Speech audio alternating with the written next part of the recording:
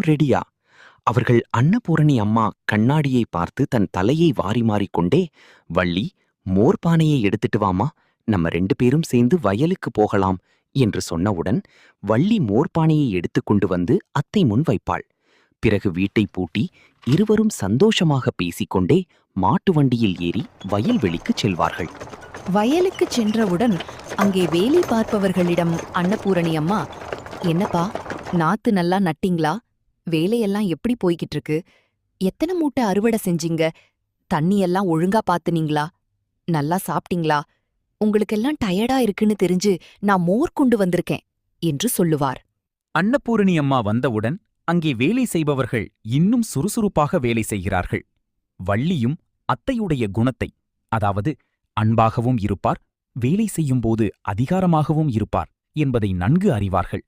அதனால் அத்தைக்கு துணையாக வள்ளி